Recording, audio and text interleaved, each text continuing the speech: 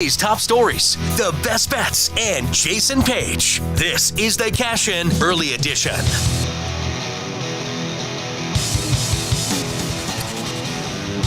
All right, a Tuesday edition of the show, all across America, all over the world.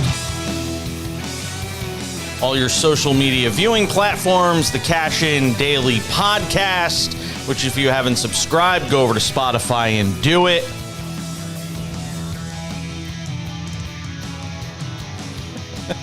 Borrow a phrase from professional wrestler Cody Rhodes. So what do you want to talk about? No shortage of things to talk about today. Wow. Sam Yarnell will be by in a few minutes to hang out with me and probably disagree with everything I'm about to say to start the show. How does the Aaron Rodgers injury impact everything from a sports betting perspective? Of course, Sam will have that as you would expect. Man, oh man. This is why, look, this is why these exercises we do, where we go through and pick winners and losers and who's going to win this game and who's going to win that game and who's going to win this division and who's going to the Super Bowl and what are the Super Bowl odds. It's all useless. It's all just for our own entertainment. You can't take it seriously. I just got done having this conversation with Sam on the show last week. By the way, I didn't predict that the Jets would. I think I had them missing the playoffs, if I'm not mistaken. We can go back and revisit it, and it wasn't because I thought Aaron Rodgers would get hurt. Although I think I may have mentioned that possibility. I don't think any of us in our wildest imagination could imagine what would take place last night. Fourth snap of the season, opening drive of the season, 9/11, the emotions are high. MetLife Stadium up for grabs. And then the unthinkable happens.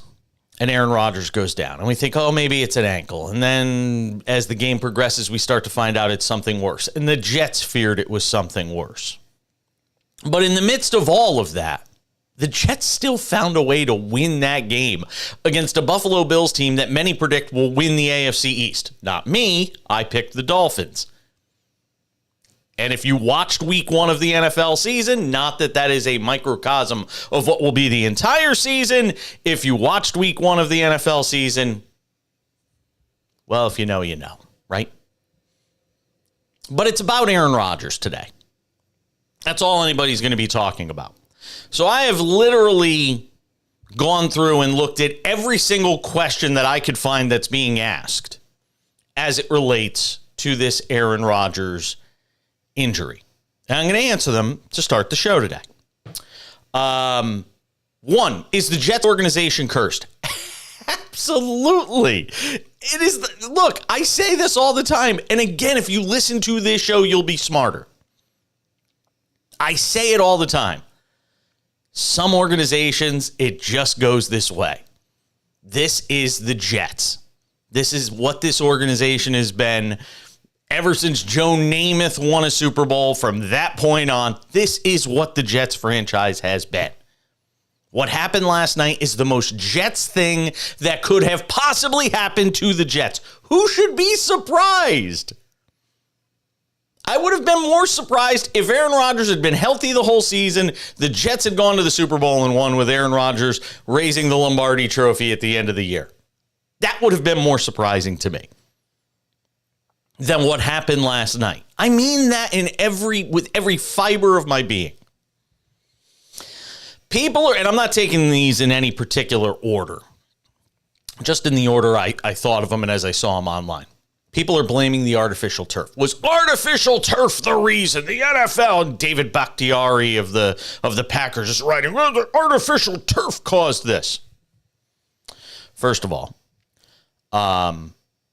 ask J.K. Dobbins if artificial turf tore his ACL in Baltimore. Oh, wait, you can't ask him that because they play on natural grass in Baltimore and he still tore his ACL. It's football. Bad things happen. It's sports. This stuff happens all the time in sports. You ever see the way Kobe tore his, I think that was his Achilles. He tore near the end of his career. It just happens. Keep in mind, Aaron Rodgers had a calf injury. Calf is connected to the Achilles. He was nursing that throughout training camp. You know what? I'm actually more surprised he didn't tear the Achilles running out of the tunnel at 100 miles an hour with a flag in his hand. Can't make it up. These injuries happen in football. The turf now is far more forgiving than the turf of 20 years ago, which was basically green on top of concrete. I think of the old Philadelphia stadium. Is the Jets season over? Everybody's asking that question. The odds makers certainly seem to think that it's not going in a good direction. But no, their season isn't over, because what happened last night doesn't have to be what defines the Jets' 2023 season. It's the next move. It's the next decision that could define what happens to the Jets going forward. And we'll get into that as we go through this list. It's not what happened last night to Aaron Rodgers. This is still a stacked roster.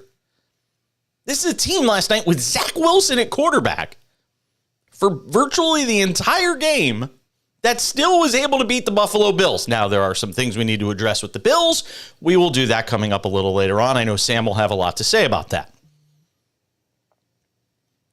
But this doesn't have to define the Jets season. There are other quarterbacks out there that they could go and get. The 49ers are a team that undoubtedly is a Super Bowl favorite with a guy named Brock Purdy at quarterback. Now, Brock Purdy's a good quarterback, but if I took Brock Purdy and put him on the Green Bay Packers, are they a Super Bowl team? No. Brock Purdy is a product of the system he's in, surrounded by amazing talent. The Jets have really good talent. I don't know if it's to the level of the 49ers, but if you put the right quarterback in here, which is not Zach Wilson, the Jets could still make a run at this thing. Now, should the Jets go after Tom Brady? That's the question you're going to hear. Tom Brady was shooting hoops in a basketball gymnasium today, and he put it on social media. He's trying to tell people he's staying in shape. I don't buy into any of this. And while I think Tom Brady would say no if the Jets called, you have to make that call. You still have to pick up the phone and make that call. Now, the Jets have issues on the offensive line, which would give me pause when it comes to going after somebody who's, pushing 50. But you have to still make that phone call and see if he picks it up and if he has interest and if there is some sort of fit. You have to do your due diligence. So, yes, you call Tom Brady. He probably says no, but yes, you have to call Tom Brady if you're the New York Jets. You are built to win a Super Bowl now. Can the Jets win a Super Bowl with Zach Wilson? We all know the answer to this. The answer is no. And for everybody out there saying, oh, give Zach Wilson a chance. He was in the quarterback room with Aaron Rodgers, and he learned stuff from Aaron Rodgers, and they were able to win the game last night. Let me tell you something. You could put Zach Wilson in the quarterback room. You can lock him in there for a year with Aaron Rodgers. He's not going to be Aaron Rodgers. And the Jets need something like Aaron Rodgers in order to be able to win a Super Bowl. Zach Wilson will never be Aaron Rodgers. Zach Wilson will never be able to command the respect of an Aaron Rodgers. Zach Wilson, look, I could take 5 kids that go to a broadcasting school, put them in a room with me, and show them what I've done for the last 25 years. The preparation, the way I host a show, the way I go about preparing a show, putting it all together. I could go and do that and show them that every day. You can either do this or you can't. There are certain things Aaron Rodgers does that can't be taught. There are certain intangibles he brings, can't be taught. Zach Wilson's not that guy. If the Jets thought Zach Wilson was that guy, they wouldn't have gone and gotten Aaron Rodgers. Therefore, we know the answer. Can the Jets win with Zach Wilson? We know the answer. It is no. Should the Jets go after Kyler Murray? No! No! Do not go after Kyler Murray. Kyler Murray doesn't even like to look at playbooks. You think he's going to understand Nathaniel Hackett's offense? Remember, this is an offensive coordinator that was brought in specifically to work with Aaron Rodgers, no matter what the Jets want to say. That's why Nathaniel Hackett was brought into this program, was to work with Aaron Rodgers. Think about the level of thinking that Aaron Rodgers does, the studying of the playbook, the studying of plays, understanding what the DBs are doing, the safeties are doing, the linebackers are doing, all of that stuff that you see Aaron Rodgers do. Now you tell me that Kyler Murray is going to work in that system. You know the answer. You do not trade for Kyler Murray. He'd rather be playing video games than studying the playbook. Sorry, not sorry. Who should the Jets consider? It has to be somebody with a high football IQ. And I know that sounds hokey. And I know it's the kind of thing you'll hear people say, high football IQ. And they'll try to, parse those words and figure out what it means. But it has to be somebody who's going to be able to play within the system of Nathaniel Hackett. Somebody who understands that offense. And it's going to have to be somebody who can get up to speed on it quickly, because Zach Wilson, the Zach Wilson experience, it's only going to last for so long. Now, if Zach Wilson tears it up the next 3 or 4 weeks, maybe the Jets revisit that, but they're going to have to go out and get a veteran QB regardless. Tim Boyle is not going to be the answer as this team's backup quarterback. And God forbid if it gets to Tim Boyle. Do you trade for Kirk Cousins? Maybe. If Minnesota determines they can't win a Super Bowl with him, and they're not going to sign him in the offseason, get some assets for him. Do you trade for Kirk Cousins? Maybe. Is Aaron Rodgers going to retire? I saved this one for last because this is the toughest decision. And anybody who knows me knows I'm not a big Aaron Rodgers fan, but I'm trying to look at this from the most objective mindset possible. Achilles injuries, you talk to any professional athlete, they are the toughest rehab of the most common sort of sports injuries. I'm not talking about, open compound fractures, Alex Smith, that sort of thing. But of the common type of sports injuries that you see, Achilles are long rehabs. Now, some people are freaks and can come back from it faster. I think Terrell Suggs did it in like 7 months. Aaron Rodgers at pushing 40 is not going to be Terrell Suggs. And he has to take a step back. They always say you never make decisions, big life decisions, when emotions are high. You have to let that settle. And Aaron Rodgers has earned the most time imaginable that he needs to let this settle, to try and figure out what's next for him in his life. Does he want to go through a grueling rehab? Is this how he wants his career to end? Regardless of what you think of Aaron Rodgers, he deserves the time to make that decision. With that said, I think he comes back. I do not think that is the way Aaron Rodgers will want to be remembered. And it's Aaron Rodgers, the person, versus Aaron Rodgers, the athlete. And those two things sort of coming together to make a decision on this. Because Aaron Rodgers, the person, to me, would probably walk away right now. Other interests, smartest guy in the room sort of thing. I've got other things I could do. I want to go travel. Aaron Rodgers, the athlete, won't want to go out this way. He'll want to finish what he started. And what happens when those two things come together? That's what we're all going to find out. All right. Without any further ado, let's bring in our friend. He is the Prince of Picks, who went 3-1 on his NFL selections this week. Somebody I have come to enjoy talking with, hanging out with on this show Monday through Friday. The great Sam Yarnell is here, ladies and gentlemen. Sam, what'd you make of what I had to say about Aaron Rodgers? Well, first of all, excuse me, I make of what you said of me. Thank you, Jason. I feel the same about you. I love doing this show with you. I love that we're twinning today. On Tuesdays, we wear pink, apparently. Yeah. You look like Where's Waldo? Right. I was like, Where's Waldo? I found him. He's on my screen right now. It's pink, not red. It's pink. Okay. All right. So I took some notes on what you just said. Good.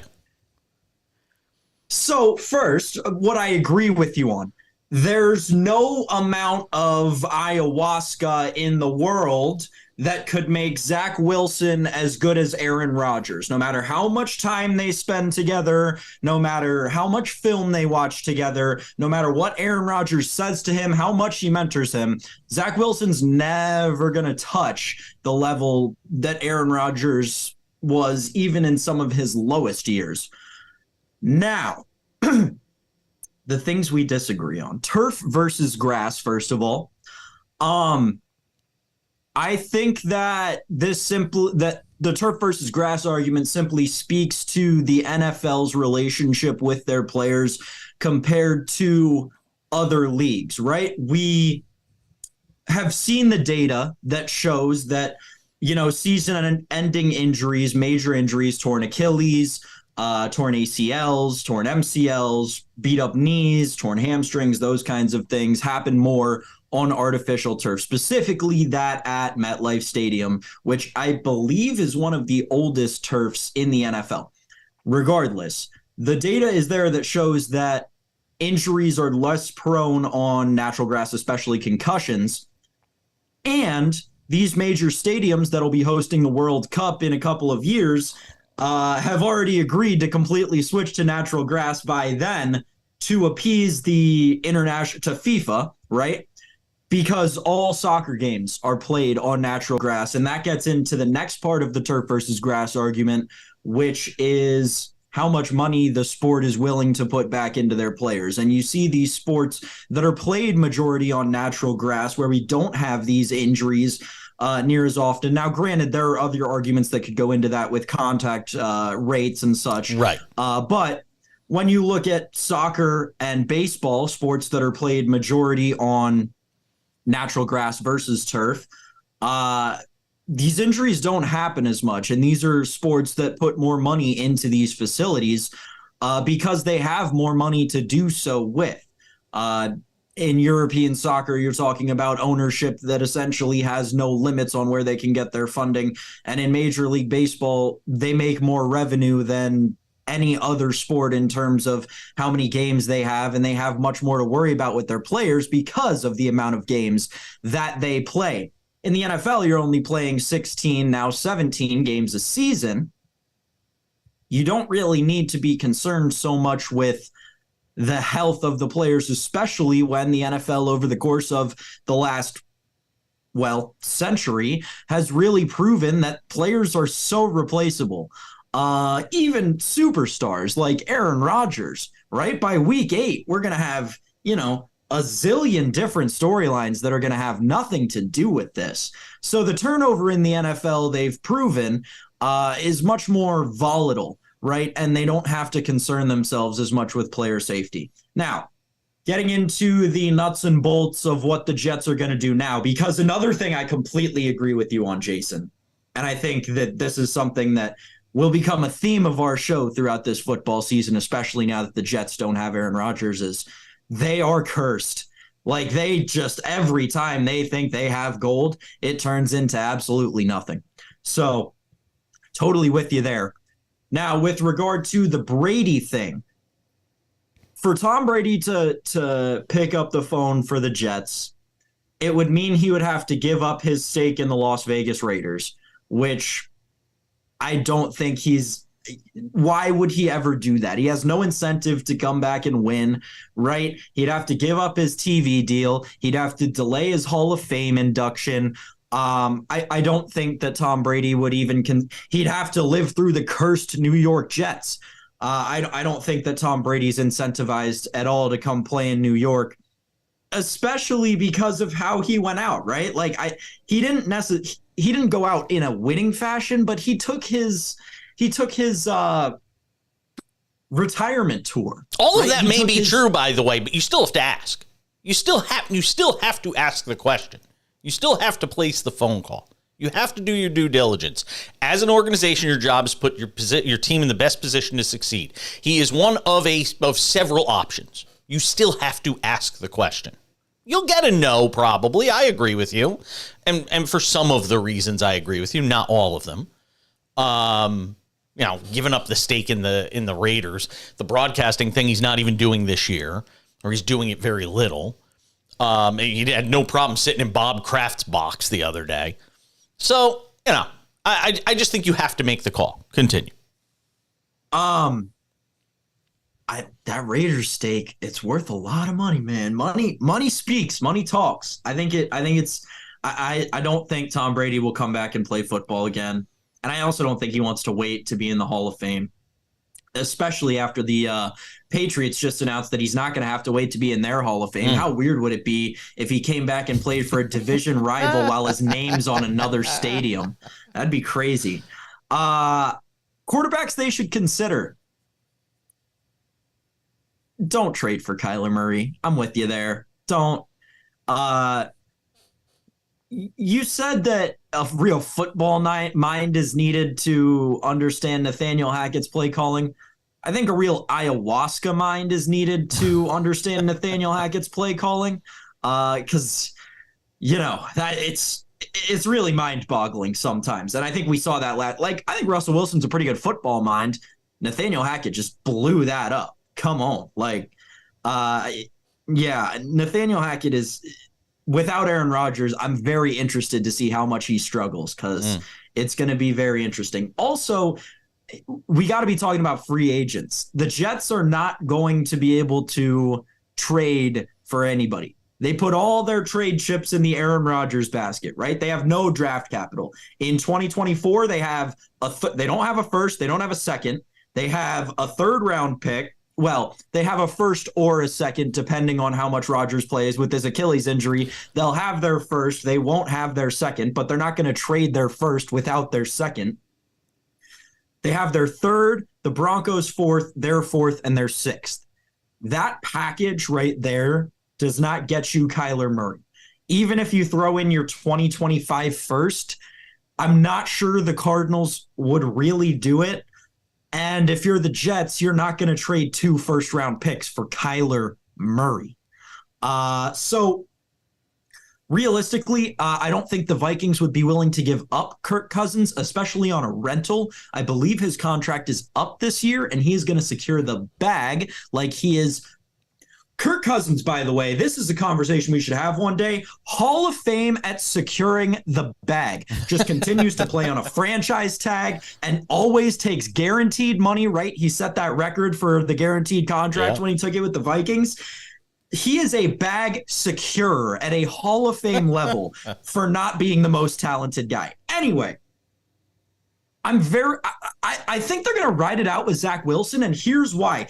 If the Jets ride it out with Zach Wilson, they turn into the Washington Commanders, or it may have been the football team back then. I don't remember. It was during that switchover period when Washington just snuck into the back of the playoffs on that stellar defense. They would run the air out of the ball. I don't remember who their quarterback was.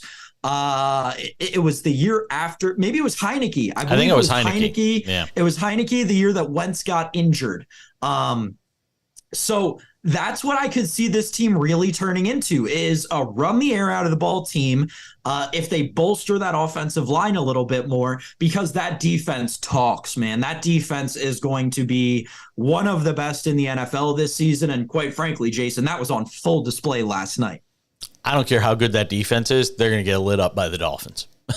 Everybody's going to get lit up by the Dolphins. And if you can't score points, you can't win. And the Jets can't score points with Zach Wilson at quarterback. They just can't. Because you know what teams are going to do? They're going to say, Zach Wilson, you beat us with your arm. And he has not proven in this league that he can beat teams with his arm. They're going to stack the box. They're going to make it impossible for the Jets to run the football. And they're going to say, Zach Wilson, you go ahead and beat us. And if he can't, that's it. I mean, the Jets are a 500 team. That's it. They're a 9-8 team. They're exactly back where they were last year with an Alan Lazard and Randall Cobb. Aaron Rodgers elevates the game of Randall Cobb at this stage of his career. Aaron Rodgers elevates the game of Alan Lazard. Zach Wilson ain't elevating anybody's game. He can't even elevate his own game. So he's not going to be able to elevate the games of those receivers. There isn't anything in his DNA so far. Nope. Still can't think of it. There isn't anything in his DNA so far that tells me he can elevate the game of those around him. And you're one of two quarterbacks in this league. You're either the quarterback that can elevate the game of receivers around you, or you're the quarterback who needs receivers to elevate your game, and he is neither. And the Jets are lost without a solution at quarterback. Well, listen, we'll get into the Miami Dolphins, but My Dolphins. These hot takes after the Dolphins win a college football game against Brandon Staley's defense. Come on now. Anyway. Tyreek Hill runs about 25 miles an hour. Jalen Waddle runs about 21 miles an hour. Speed kills, dude. You can't defend against what they have. Now look, I can sit here and certainly poke holes in whether they're going to be good enough defensively and all that stuff. But it's going to be a track meet with them every week, and I don't see a lot of defenses out there that are going to be able to compete with that. I'm just saying. Sauce Gardner and DJ Reed are going to absolutely light them up. I don't think so. They're going to light them up. Tyreek, especially when they're especially when they're on the field, especially when that Jets defense is on the field all game because they can't get first downs. Remember that. By the second half, that defense starts to slow down. Just saying. Breece Hall ran for over 100 yards last night. Well, that's as much about the Bills as it is anything, which we the Bills could certainly talk about. Played a very good game defensively. Josh Allen lost them that game, and we can get into that.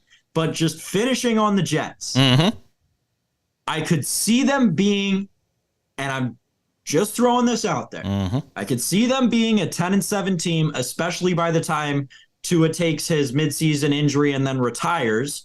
I could see them finishing the season as a 10-7 team. Now, I don't know if 10-7 is going to get into the playoffs in the AFC this year because it's such a stacked conference. Yeah. But I'm telling you, running the air out of the ball in today's NFL will not be a championship team, but it's good enough to sneak into the back of the playoffs. I don't know in the AFC. Defense, yeah, I'm not sure. I'm not necessarily sold on it in the AFC. And I agree with you. They have a championship caliber defense, but if that championship caliber defense is asked to do too much, becomes obviously a bit of a problem. All right, how does it all affect the odds, Sam? And now the Cash In presents, it's Cash Cow, the Prince of Picks, Sam Yarnell. Thank you, Chad Erickson. Yes, Sam. well, first of all, after last night's game, Jason, if any of the Bills haters out there want to go on FanDuel, the official sports book of the Cash In, and bet on the Bills to be the last remaining winless team this season, they're 120-1. So get your bets in now, folks. Get your bets in now. Wow, there's a bet on who will be the last winless team. That's great. Yeah. Do you want me to read you the odds for it? The Cardinals, please. Cardinals are plus 350, Titans plus 750, Texans plus 650, Panthers 8-1, Colts 10-1, Patriots 14-1. Don't even worry about the rest of the list because it's going to be one of those teams. Here we go with the Jets, though.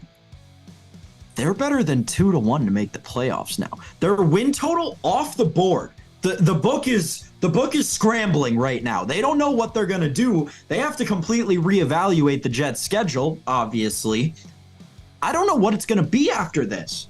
Okay. And this is something I've been thinking about for a while. Do you post it at 6.5 with juice to the under? Is it a 5.5 with juice to the over? I really don't know. I don't know. I think the Jets are a 6-win team now. That's the thing. So I'm very interested to. I think the books will think that the Jets are a 6-win team now. I'm very interested to see whether this is a 5.5 or a 6.5. And if you had the under on Jets wins coming into the season, I believe it was either 9.5 or 10.5, depending on where you got it.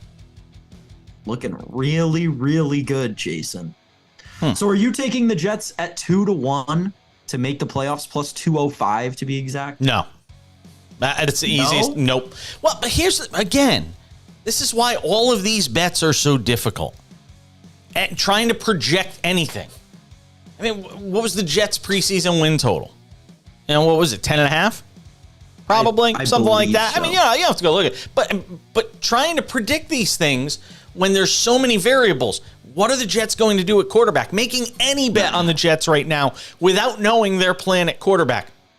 Robert Saleh could get up there all day and say, we have confidence in Zach Wilson. You know what they did late in that game? They ran the football because they didn't want to put the ball in Zach Wilson's hands. So he can say, we have all the confidence in the world. He's a confident kid. All of this. It doesn't matter. Show me. And the Jets so far haven't shown me that they believe Zach Wilson could win, which means they're going to go and get somebody. Zach Wilson will not finish the season as the Jets starting quarterback. If there's a bet on that, take it now. They don't have. That would be an interesting line, though, and I wonder what they'd set it at. And we can discuss that here in a sec, because I think that's a good discussion to have. But how about this line movement on the Jets Super Bowl odds? So obviously, we remember they closed right around 18-1. Some places had it 17-1, depending where you got it. 65-1 right now for the New York Jets to turn it all around and win the Super Bowl. I take a flyer on that. I was going to say, that's absolutely not a horrible bet. Yes. With that defense, we've established it's a championship defense, right? That Flyer's essentially saying they get lucky with a quarterback. Yes. Right? They find 100%. some undrafted kid. They trade for a rookie and he blows up. A rookie who's a backup somewhere or on somebody's practice squad. Or even bring back, a Matt Ryan. Matt Ryan is the guy that I think of, yeah. Yeah. Yeah, these guys who we know can play winning football, and that's really all they need to do is game manage. Now, if they go for the Carson Wentz experience, the Jets fan base is going to be in for one at the quarterback position. If they go from Aaron Rodgers to Zach Wilson to Carson Wentz, how about that trio? That is one hell of a quarterback room. It is funny to think about. I am talking myself into this 65-1 on the Jets to win the Super Bowl, just on the off chance that they run into a quarterback who figures something out this season. Yes. Now, talking about, there are two odds that I think you and I should set, some cash in lines. Okay. Now it's does Zach Wilson start Zach Wilson start the next game for the Jets this year? Do they go with what they know? Do they bring in someone today? Try to teach him the playbook this week? You're asking, does he start the next game? Does he start against the Dolphins? Absolutely. The very next game for the Jets, he will start. Because they're not going to be able to get anybody in there who can learn the offense that fast. You can't do that. Baker Mayfield last season came into the Rams on Monday, learned their offense by Wednesday, and won on Thursday night. The Rams were also out of contention and had nothing to lose by trying it. And I don't think the Jets can afford to go that route. You can't do it. Okay. So what's the line on Zach Wilson starts for the rest of the season? Is it 1.5? Is it 2.5? Starts going forward, not counting this one, which wasn't technically a start. Right. I would set it at 3.5. I'd set the line. I would set the line at 3.5. Juice to the under, I assume, right? Yes. Yeah, I'm buying that under all day. Because I think it's going to take. I think it's going to take some time to get somebody in here and get them acclimated. Jameis Winston is Zach Wilson with more physical talent. And he is, I believe he's a free agent right now. No, I think he's still backing up for the Saints. Is he backing up Derek Carr? I think he's still. I think he's still backing up for the Saints. And again, these are guys that the Jets are going to. Jacoby Brissett. Do you go and make a call on Jacoby Brissett? I think the Commanders are they're going to value a lot. They're going to value Jacoby Brissett a lot more than the Saints would value Jameis Winston. Yeah. Derek Carr gets hurt. I don't know about that. I think no. See, I think they both are valued by those teams because I think the Saints have to worry about Derek Carr's injury history too. but the Commanders are playing for more. Ron Rivera is coaching for his job this season. The Saints are playing. The people are picking the Saints to win that division. No. Yes, the worst division in football. But it's still a division. If you're the best of the worst, that doesn't make you good. They might be better than you. I think you're giving them credit for being. If they win the division, they'll have the 16th pick in the draft. If they don't win the division, they'll be picking in the top 10. No, seriously. Seriously, they will, because the New Orleans Saints, and, when we talked last week, I believe the Saints were my pick to win that division just because of the juice. But the New Orleans Saints have nothing to lose. They really don't. They've been this kind of, since Drew Brees left, they've been this kind of melting pot of weirdness, right? The Taysom Hill experience. Where's Michael Thomas been for the better part of 3 seasons? The Saints are a mess. They don't have anything to lose. They took a flyer on Derek Carr, who's a very talented quarterback that people have somehow just forgotten about, that he's one of the best game managers in the NFL right now. And they put him in a talented offense, right? The Saints have nothing to lose because they shouldn't have any expectations based on recent history. And they've got so much potential to be a fun team this year. I don't think you trade away. I don't think you trade away Brissett. I don't think you trade away Winston, though. I think they're more prone to trade away Jameis Winston and go sign some random Joe off the street than the Commanders would be to trade Jacoby Brissett. Yes. I agree with you there. I do think they would be more likely to make that trade because, and plus Sam Howell's a rookie. He can get hurt, whatever it may be. I have no problem with that statement. I endorse. He's a rookie, but he looked pretty good in week 1. How about the Commanders? Stop. I just had this conversation on the show yesterday. Week 1, success stories that go bad. Week 1 horror stories that go good. I cannot go crazy about week 1. I just can't. Jason. And if I did that, I'd be burying the Giants season right now, which I could. We're here to Tuesday morning quarterback. Yes. Josh Allen. Josh Allen is dead. He's one of the worst quarterbacks in the league. Joe Burrow's horrible. He's broken this year. His offense can't do anything.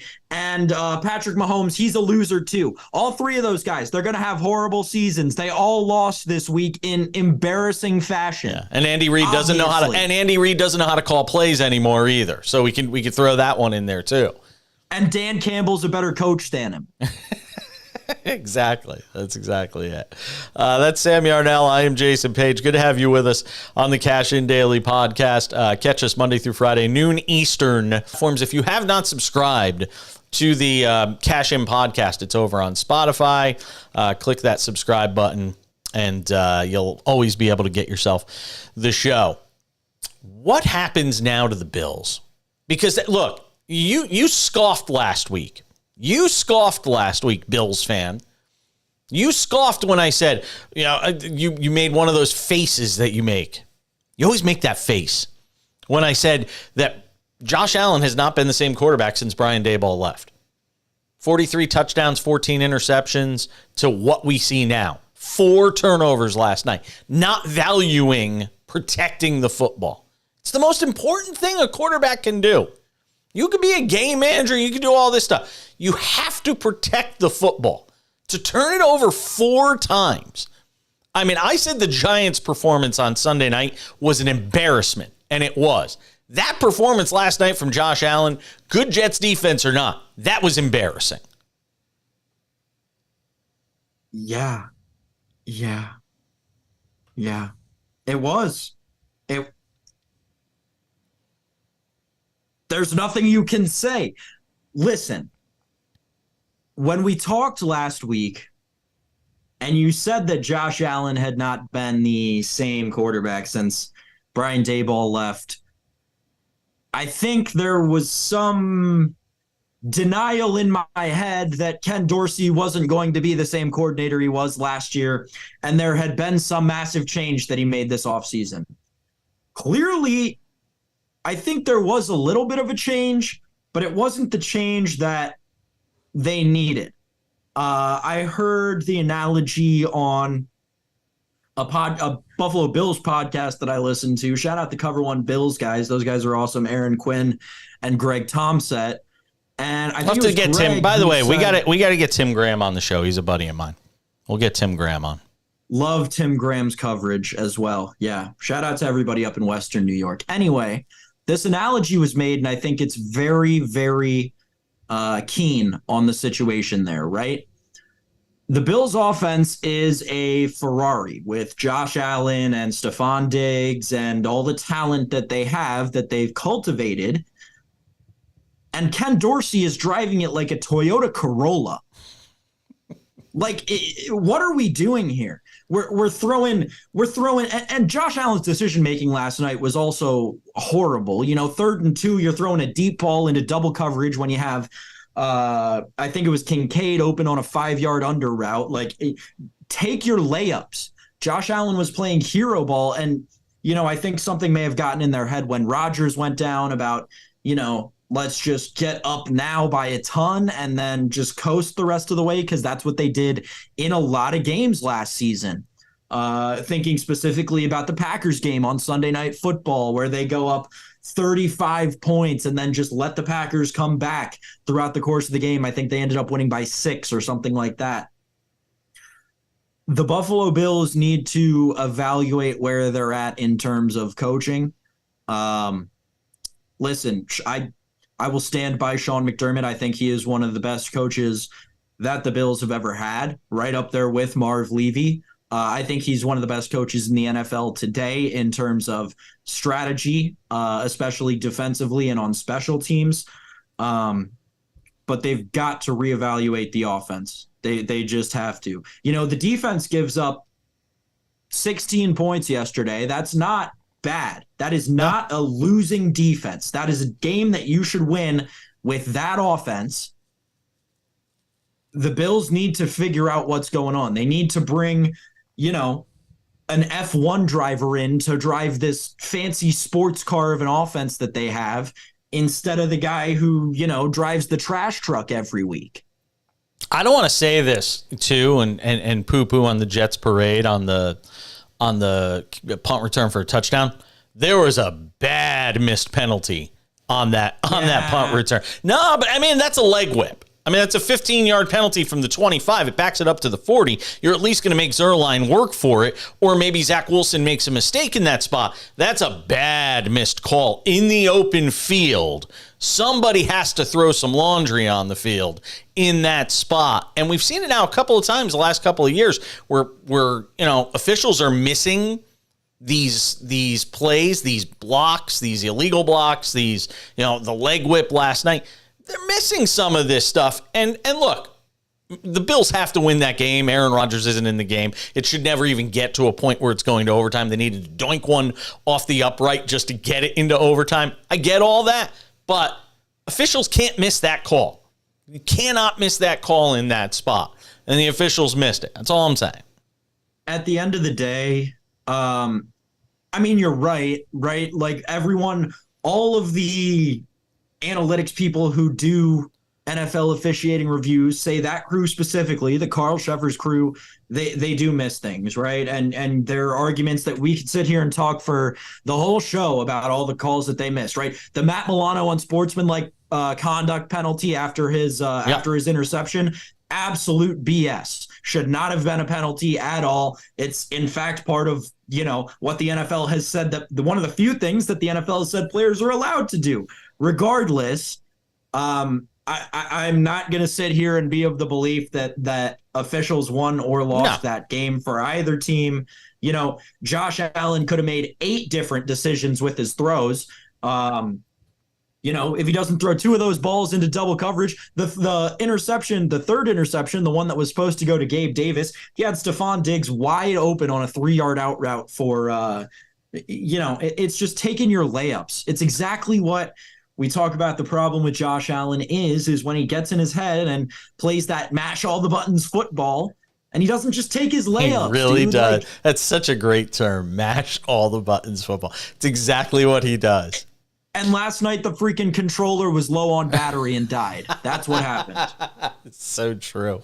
I want to go back to something that I said at the top when I answered all my Aaron Rodgers questions. Because one thing, you responded to some of what I said. One thing you didn't respond to. Do you think he retires? Yes. Sorry. Really? That's another thing I agree. No, I don't think he retires. My gut tells. Now look, my gut tells me that when you mash these two, the athlete versus the person, I think the athlete's going to win out. Think about what he's 39 years old. He's been playing football for probably 30 years. 27, 28 years, 30 years, competitively probably for 27 or 28 years when you go back to high school and, his days at Cal and then everything else. I don't think he wants to go out this way. I think and look, the athlete won out when it came down to the decision of retire after the end of last season with the Packers, which is what him and, Randall Cobb even said. He thought they were both done after last year. And when he had time to think it over, and sometimes people get inside their own heads and make right decisions, wrong decisions, that sort of thing. When he got inside his own head, ultimately the athlete side won out, and he said, I want to come back and run it back with a different team and see if I can win. That kind of gave me a little window into who will win out in the I want to be the free spirit, and I just want to smoke doobies all day and chat with Joe Rogan, and once in a while I'll host, Jeopardy. I want to go on retreats to Brazil, versus the I'm an athlete, I want to win, I want to prove my medal, I want to get a second ring. A lot of guys got one ring, not many get two. I think that side wins out. I think that, those two sides of the brain, I think that side wins out, and I don't think he's going to want to go out this way. But again, I could be wrong. It's just my dime store psychology analysis of it. Well, so here's my thing about that. And I think at the end of the day, you're right that, the athlete will overcome the person. I agree with you. But what you're forgetting is that both of these things are in the grand circle of the business of football, right? And the fact of the matter is, by the time Aaron Rodgers comes back, he'll be a 40-year-old quarterback coming off of a 12-month rehab of a major surgery. Will there not be 32 better quarterbacks out there starting for NFL teams? I think that he's essentially forced into retirement by this injury. And that's the sad part, because Aaron Rodgers, if you look over his career, has had some health issues, but not to the level. He's never had a major injury like this before. So suffering the first one at 39, he broke his collarbone, I think, once, right? Yep. But, suffering a major injury like this, a ligament injury for the first time at 39, it's a tendon. I'm sorry. For the first time at 39, it's tough to come back from. Talking about what other teams would want him if the Jets find another suitable quarterback, if they tank for Caleb Williams, whatever the case may be. Oh my God. Perish the thought. They're not tanking for Caleb Williams. Stop it. Mike Greenberg just fell out of his chair somewhere. Oh, that Twitter thread last night was juicy. Yeah. And then his daughter coming out and tweeting, "Thank you all for texting me about your thoughts and prayers for my father. I can assure you he's not doing well right now." Yeah. That was hilarious. Yeah, it was pretty funny. Listen, I think he's going to be forced into retirement at the end of the day. It's an injury that, it was hard for Kevin Durant to come back from. It's granted different sport, different rehab, but Kevin Durant was much younger. They make a really good point, though. I heard some people talking about this morning, so I don't want to take credit for it. It's not his plant foot. That's a big difference. No. It's a huge difference. And they were talking about, Dan Marino had an Achilles injury. Now, granted, technology is not what it was. The medical, recovery process isn't what it was. Dan Marino was his plant foot, and he said he was never the same after he tore his Achilles. This is not his plant foot.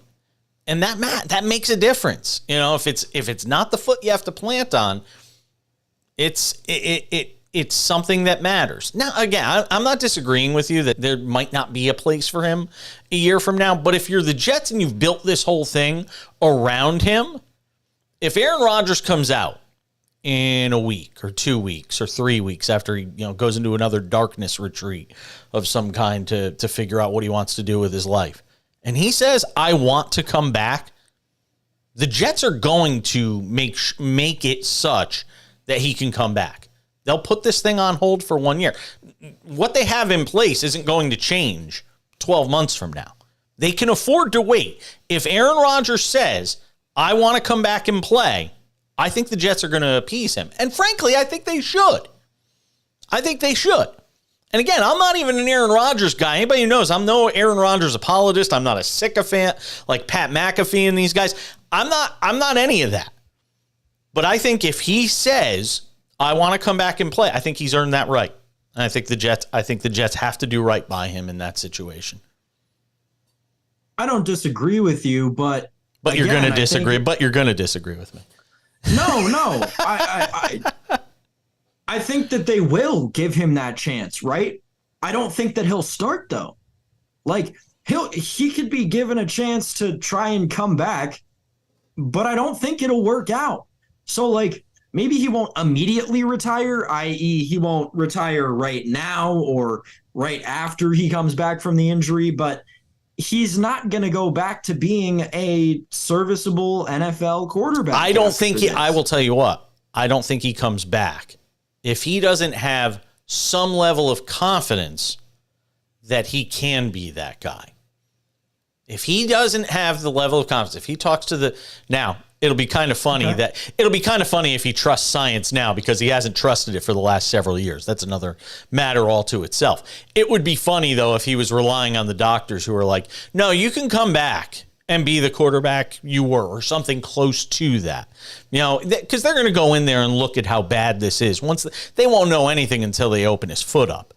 And once they open up his foot, they're going to be able to figure out how bad is this. And if they give him assurances that, you know what, in 12 months, you could be Aaron Rodgers again, I think he comes back. I do. And again, it would be funny if he did, considering he doesn't really trust science. Science! Yeah, all the jokes on Twitter yesterday were hilarious. The ivermectin stuff and he turned his foot into a horse. It's a horse hoof now, so it wasn't as flexible. Right. Yeah. I saw all of it. Joe Rogan's going to perform the surgery. Yeah. I know. Yeah. I saw all of it. Hey, do you want to get into the Jim Trotter stuff now, or you want to save it for tomorrow? Because we could save it for tomorrow because we're towards the back end anyway here. Yeah, let's save it for tomorrow. We'll see if anything else comes out between now and tomorrow's show. Interesting story. Tell people, just give people a little tease into what's going on with this. So the premise, and the viewers can see behind me that I'm obviously a Western New York sports fan with my Bills posters and my Taylor Hall Sabres jersey. And the owner of both of those teams, Terry Pegula, was mentioned in the Jim Trotter lawsuit against the NFL for discrimination, right next to Jerry Jones. Both were quoted saying some just heinous, racist, just deplorable things.